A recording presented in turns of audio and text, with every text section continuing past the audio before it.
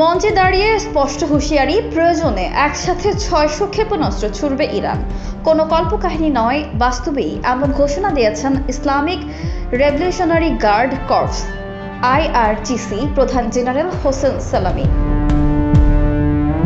জাতীয় মর্যাদা ও সামরিক সক্ষমতা নিয়ে আত্মবিশ্বাসী ইরান এবার সরাসরি আগুনে হাত দেওয়ার চ্যালেঞ্জ ছুড়ে দিয়েছে ইসরায়েল ও তার মিত্রদের প্রতি। 13ই মে ইরানে একটি সামরিক অনুষ্ঠানে অংশ নিয়ে জেনারেল হোসেন সালামি বলেন, গত এক বছরে ইরানের সামরিক শক্তি 10 গুণ বেড়েছে। তিনি বলেন, তারা শুধু কথা বলেই থেমে থাকবে না, প্রয়োজনে প্রমাণ দেবে হাতে কলমে।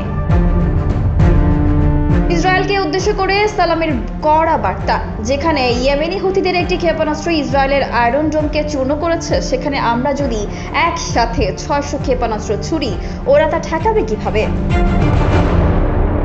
সালামির বক্তব্যে বারবার উঠে এসেছে আত্মবিশ্বাস এবং হুঁশিয়ারি।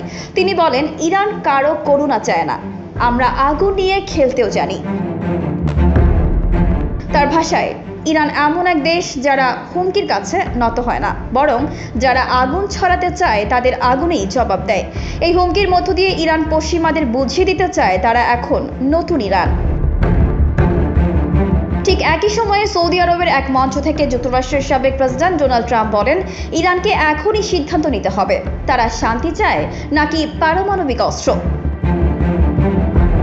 ট্রাম্পের হুঁশিয়ারি, যদি ইরান পারমাণবিক কর্মসূচি বন্ধ না করে তাহলে আমরা এমন ব্যবস্থা নেব যেন তারা কখনোই পারমাণবিক অস্ত্র অর্জন করতে না পারে। এমনকি ইরানের রপ্তানিও শূন্যে নামিয়ে আনার হুমকি দেন তিনি। তবে বিশেষজ্ঞদের মতে আজকের ইরান 10 বছর আগের ইরান নয়। পারমাণবিক কর্মসূচি, ব্যালিস্টিক মিসাইল ও ড্রোন সক্ষমতায় ইরান এখন আত্মনির্ভর। তারা পশ্চিমাদের হুমকিতে আর ভয় পায় না, বরং যুদ্ধকেই প্রতিরোধের পথ হিসেবে বিবেচনা করছে। রেডিও তেহরানের পার্স টুডে জানায়, শিকাগো বিশ্ববিদ্যালয়ের আন্তর্জাতিক বিশ্লেষক জন মেরশাইমার ট্রাম্পের বক্তব্যকে বোকামি বলে আখ্যা দেন।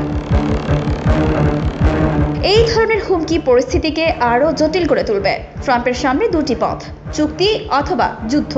কিন্তু যদি তিনি যুদ্ধ চান, সেটি হবে মারাত্মক ভুল। মেরশাইমার আরও বলেন, ইরানে হামলা চালানো মানে শুধু একটি দেশের উপর নয়, পুরো মধ্যপ্রাচ্য, বৈশ্বিক জ্বালানি সরবরাহ, এমনকি আন্তর্জাতিক বাণিজ্য ব্যবস্থাকেই বিপর্যয়ের মুখে ঠেলে দেওয়া। তার মতে ট্রাম্পকে পারমাণবিক আলোচনায় ফিরে যাওয়ার পথেই হাঁটতে হবে, নইলে পরিস্থিতি যে কোনো মুহূর্তে নিয়ন্ত্রণের বাইরে চলে যেতে পারে।